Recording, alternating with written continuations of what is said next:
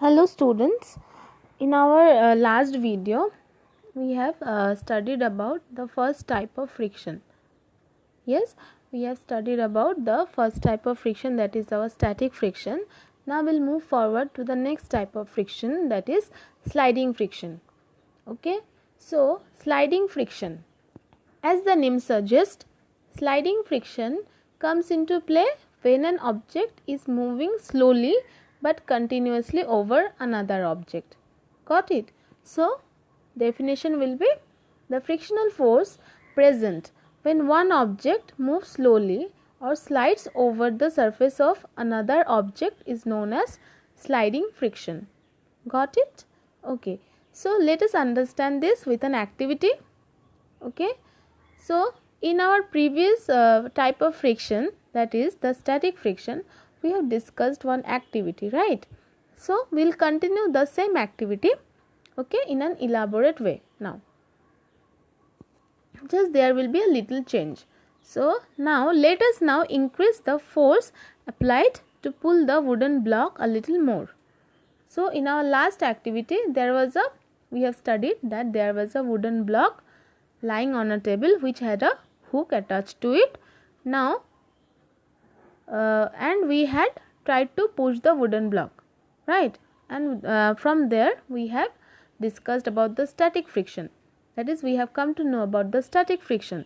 Now, we will just increase the force applied to pull the wooden block a little more. Got it?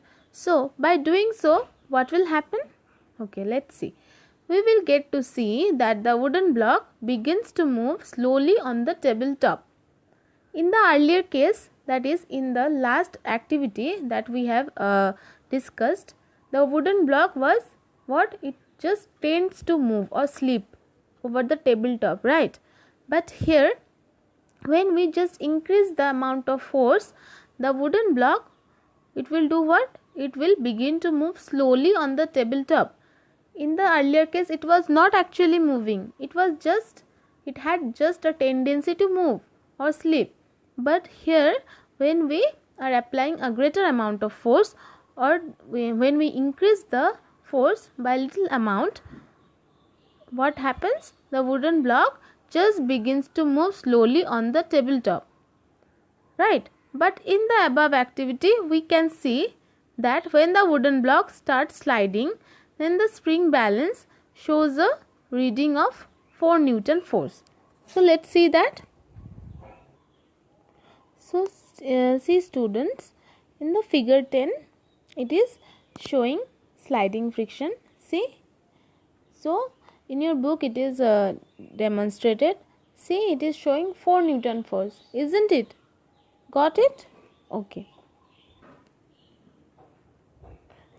Now, our question is, so what does it mean? Right. So, this simply means that the magnitude of sliding friction is 4 Newton, which is what? Which is smaller than the static friction, which was what? 5 Newton in the earlier case, right? Okay. So, students, from the above discussion, it is clear that when an object starts sliding, then the friction is less, or in other words, we can say, or it can be said, that sliding friction is what? Smaller or greater? It is smaller. It is smaller than the static friction. Got it? Okay. So, now we draw our conclusion. Yes. Okay. From the above activity, we draw the conclusion that sliding friction is what? It is smaller than the static friction, and therefore it is easier to keep an object moving which is already in motion than to move the same object from rest. Got it? Okay. So, now our question is, why sliding friction is smaller than the static friction? Okay. What is the reason behind it? Okay. We know all the objects have irregularities on its surface. That is, most of the objects are not perfectly smooth, or most of the object doesn't have perfectly smooth surface, isn't it? So, when an object has already started moving or sliding, the irregularities on its surface do not get enough time to lock into the irregularities on the surface of the other object completely. Since the interlocking of the two surfaces is less when an object has already started moving, therefore the sliding friction is smaller than the static friction. Got it? Okay. Now students, the last type of friction. Now students, the last type, that is the third type of friction, is what? It is the rolling friction, right? So first of all, we'll see the definition. So definition of rolling friction is, as the name already suggests, that rolling, right? So that is when an object, that is mostly round objects, say a wheel, rolls over the object of another or rolls over the surface of another object, the resistance to its motion is called rolling friction. So since it is always easier to roll than to slide an object over another object, yes, so rolling friction is much less than sliding friction. Thus we can say that rolling friction or rolling reduces friction. Got it? Okay, so we'll see this rolling friction, or we'll understand this rolling friction with an activity now. So students, there is an activity mentioned in your book. Okay, so let's see that. Okay, let us keep a thick book on table. Now push the book with your hand. That is showing figure 11a. There is a table and there is a book lying on the table. Now we try to push the book with our hand. We will find that it is not very easy to push the thick book lying on the table and make it move or slide. Yes, since the book is what? It is thick. So it is not very easy to push the thick book lying on the table and make it move or slide. So we have to do what?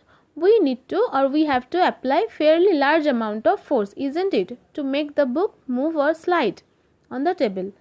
So why so? This is because when the book lying directly on the surface of table moves or slides, then sliding friction comes into play, isn't it? When the book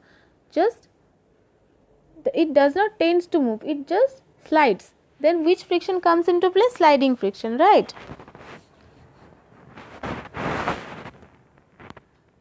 Now students, the large sliding friction between the surface of table and bottom of thick book makes the book comparatively difficult to move. Okay. Now the next step is, take 3 round pencils. So pencils are what shape? They are round but they are cylindrical in shape, isn't it? So see that round pencils are cylindrical in shape and act as what? They act as rollers. We can roll the pencil, right? So the next step is, place the round pencils parallel to one another on the tabletop. Again, let us place the same thick book over the round pencil as shown in figure 11b. Okay, in figure 11b it is shown. Okay, let's see that first. See students, in figure 11b it is showing 3 round pencils and over that the book, that is a thick book, is kept, right? Okay, these 3 round pencils are kept parallel to one another here, right? Okay.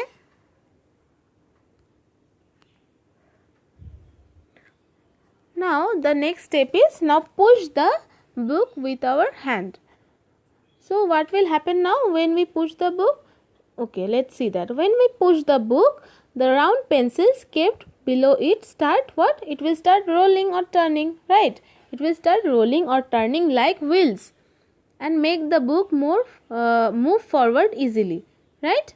So we have to apply a very small amount of force in this case, right, to make the book move when it is placed on rollers, like what? Round pencils.